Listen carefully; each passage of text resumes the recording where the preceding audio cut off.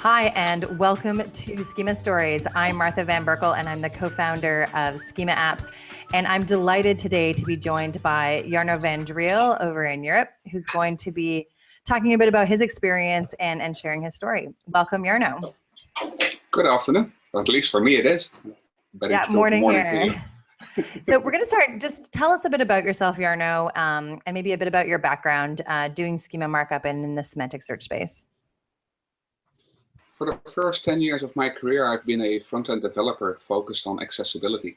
And from that point of view, I already worked a lot on semantic HTML. See the benefits of that. And when around 2008, 2009, Drupal announced they would be implementing RDFA into their core assets. That actually was the moment I got triggered because of the background I had as an accessibility developer, and with all the semantics that come from that, I got quickly interested in Schema.org, or at least in that day, RDFA. Schema.org didn't exist yet. Played around with that for a couple of years and moved on to Schema.org once that was released. And I applied that to my work and daily work actually ever since 2010, more or less. Excellent. And tell us a bit about sort of the type of work that you've done, because you've done sort of a diversity of things since then. No, for the first 4 or 5 years of the Schema.org, I've been mostly focusing on helping out other folks, small business companies. And for my day-to-day work, I mainly do SEO for big-level e-commerce companies. And in that setting, I use it most of all to help organize the content within the organization.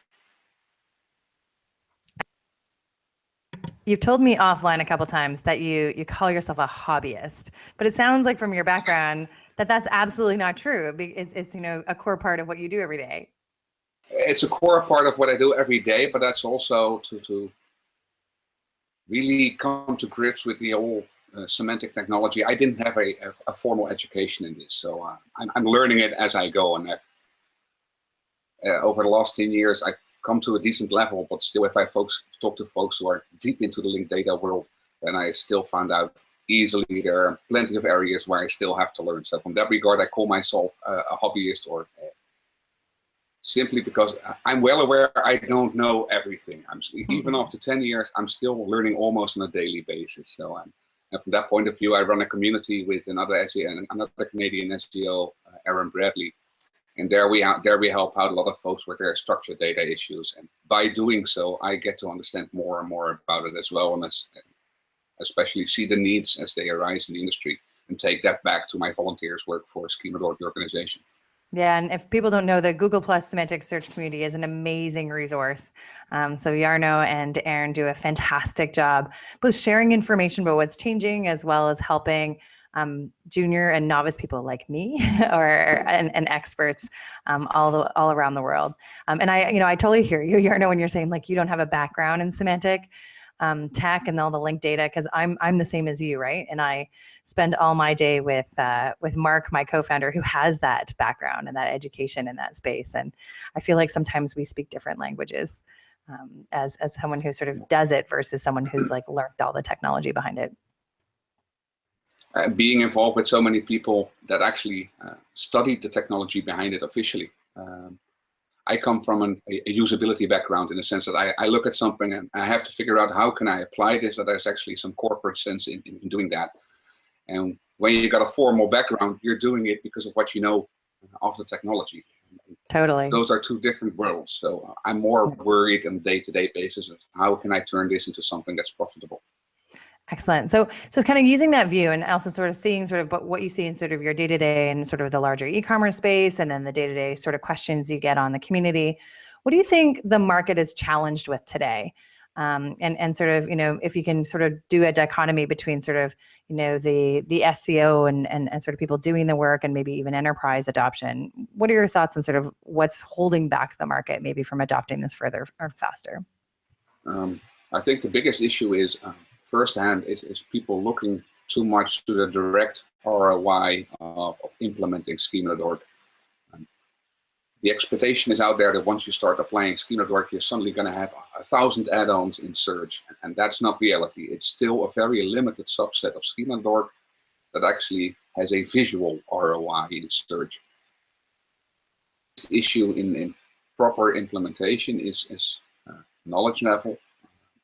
Although with the coming of JSON-LD, the knowledge you need to have to be able at least to write the markup itself, that has been simplified.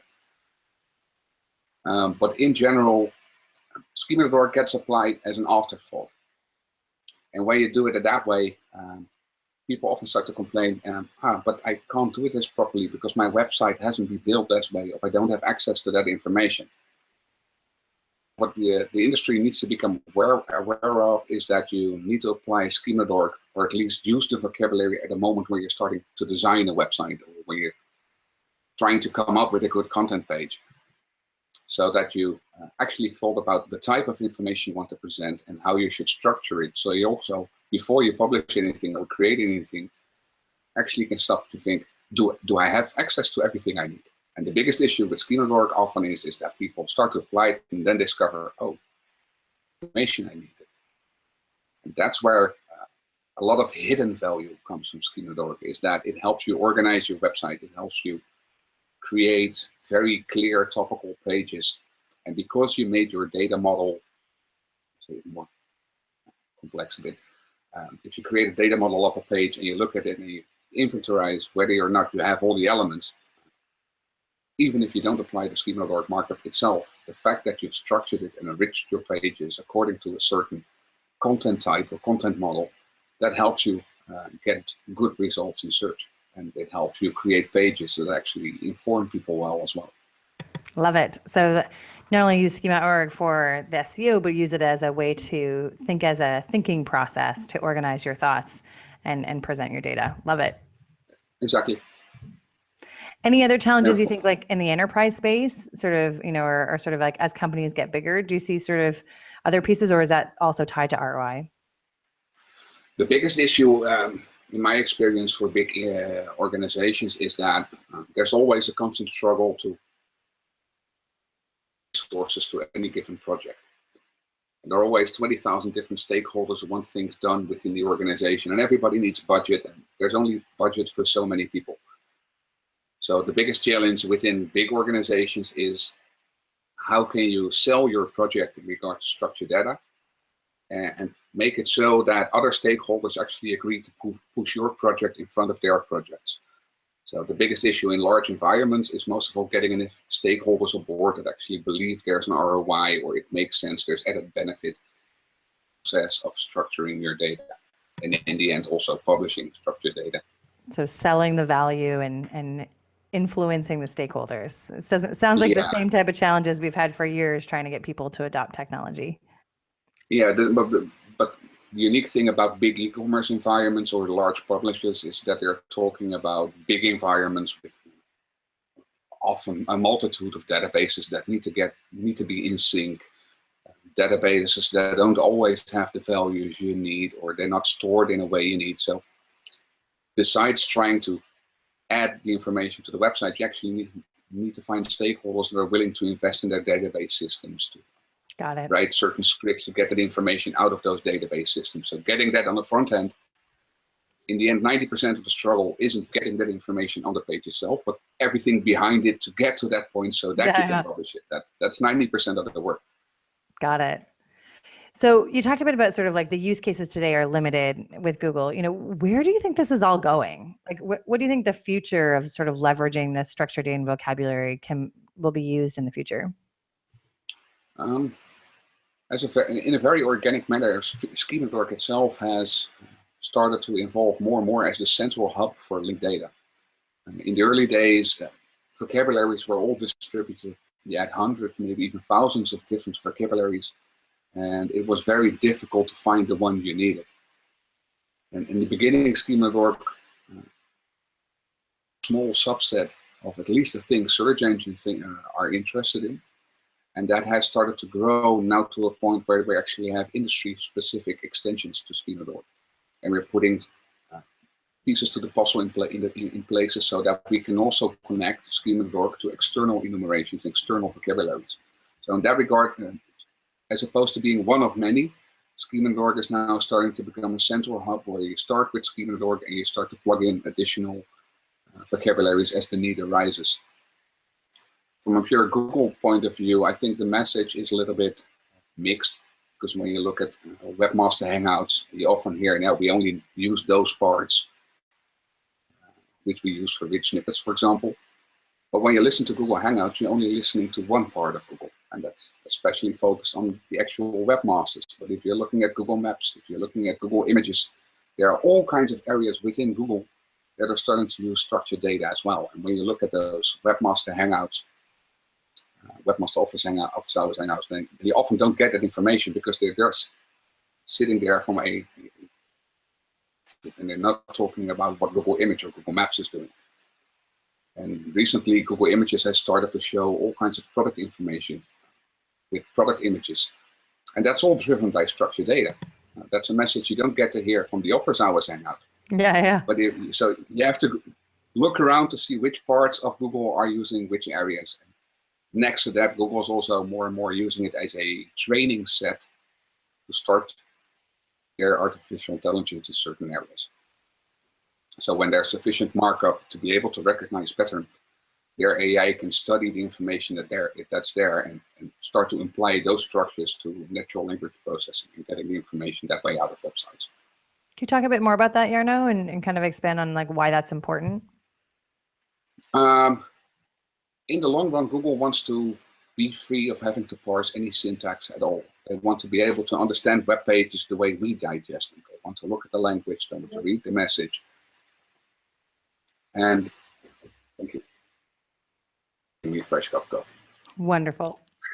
What was I saying? Oh yeah. It's a training set. Google is reading a web page and need to make sense of what they're seeing. We humans process that in a certain way, and a Schema.org vocabulary allows you to express those same relations we make in our brain when we see those different elements on a web page. And that helps them to understand the way web pages are built. And on top of that, they're using natural language processing to see, okay, if we parse this page, for example, and we do it with natural language processing, and we parse this page looking at it from a structured data point of view, do the two data sets we end up with coincide with each other? Excellent. And by comparing it from that level, they can start on a very simplistic level by a product teaser on an e-commerce site or an article on a web page. And once they've got their basis right, they can start expanding their natural language processing algorithms because they know their foundation is correct. They actually understand what's there. And so do you think that's it's amazing, right? And then they get smarter and smarter to be able to figure out that translation of content. I'm convinced it's not going to be long until SEOs are going to be having an issue with coming to grips with everything Google is doing at the same time. It's going at a velocity and an increasing velocity that it's ever more hard to keep up with. I think within the next 2 to 3 years, there's going to become a point where we are only seeing a very small tip of the iceberg in regards to the knowledge, to Google's knowledge graph and what they're doing with it. I don't think we can keep up, especially as AI is going to be to Google more and more as those algorithms become available. Do you have any idea what that might look like? You know, like what, I know if when Jarno's sitting back and not thinking about how to structure data, you know, do you think about sort of what those AI use cases might be, what search might look like in three years? And then I need to take it back to the original idea of the semantic web to start with.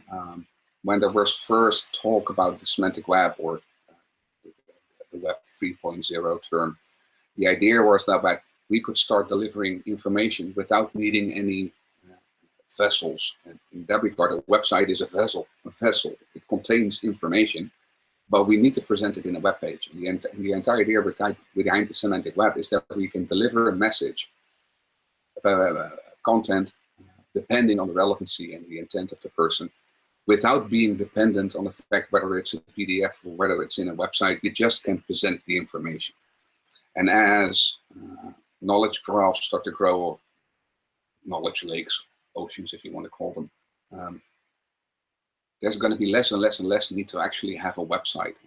I saw a presentation about a month ago, 10 years into the future, And he made a good statement during that presentation where he said, who knows, maybe in 10 years we don't even need websites anymore. Or data out there in a format that other organizations or other algorithms or parsers can understand it, so they can reorganize that information and serve it to their clients in a way it's being asked for. Yeah. And it's sort of what we're seeing already with as basic things as Google Answers, right? And so, people are looking for the information, and, Google's saying like, well, why am I going to make you click for it? When you think back to your background and that customer experience, why not just give them the answer they're looking for so that they can do the next thing in their life that they want to do? Yeah, and I think businesses shouldn't focus on whether that's costing them their traffic, because if such a small snippet of information was sufficient to satisfy that client, it wasn't a good customer to track to the website anyway. It wasn't the type of customer you were going to convert on. But you do, however, want to know that you do want people to know that your site is the one that contains that valuable information. So if Google is able to present a lot of interesting snippets from your website, there's going to come a point where people start to become brand aware. Exactly. And more often they'll start to directly visit your website or your social media pages because they've seen you show up in those answer cards, and because they become aware you actually have very valuable information. Mm-hmm. And so in future, so it's a form of branding. Yeah, I love that. So in future, SEOs might not be managing the search engine optimization of websites, but they might be actually trying to just manage the findability of data.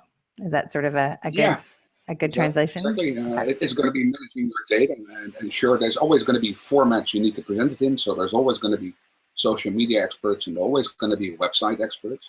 But in the end, I think SEOs in general need to focus much more on data, both on the publishing side as well as their analysis side. 10 years from now, the only thing we're going to be doing is looking at dashboards and having AI analyze our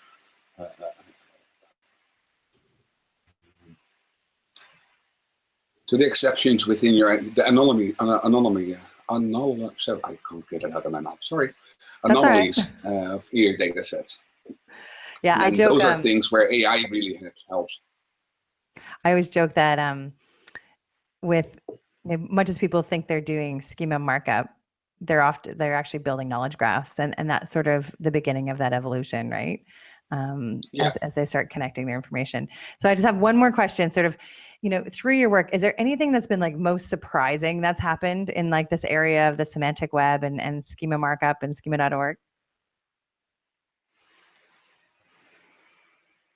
Other than your schema ninja showing up, of course, right? Sure. I think the biggest value so far I see very little chatter about during all those years is the long-term effects of having organized data on your web pages. One of the things I've noticed for the last 6 or 7 years already, especially the big projects I've been working on, that once you've got highly structured pages that have sufficient data, and you publish that information in structured data, you suddenly start to get very steady visitor patterns. Creating a surge, it's not creating a drop. It's the most sites I've worked on extensive projects, I've seen traffic stabilize. And to create any form of growth for an organization, you first need to be in a very consistent position. And that's what it really helps with. It helps you create a good foundation that you can build upon. And that's a value of schema.org almost nobody's talking about. Everybody's talking about the rich snippets and the new types of things you can mark up in schema.org. They're too zoomed in. Actually, people need to zoom out and focus on what can it do for my organization as a whole. That's where it's, for me, where its true value lies. Well, that's why we have these conversations, Jarno, so we can share that story and help people kind of step out of the day-to-day to kind of look at that bigger picture. So we're actually out of time. So thank you so much for your time today. If people want to get hold of you, what's the best way for them to reach out? A lot of different ways. You can reach me on Twitter. You can reach me on Semantic Search Marketing, the community in Google+. Those are the most easiest way to get a hold of me, especially on the community. I'm active there on a daily basis. I'm a moderator there. So you're in a hurry to catch me, join the community, and you can get a hold of me really fast. Wonderful. Well, I'll add that link in the description so everyone can find that really easily. Thank you so much, you. Jarno. And this is Martha Van Berkel bringing you another schema story, this time from Jarno van Driel out of the Netherlands. Thank you, Jarno, for sharing that future state and how we should all step back and think about the other values of doing schema markup and how that will help us stabilize and build a foundation so that we can then do other things to help us grow. Thank you. You too.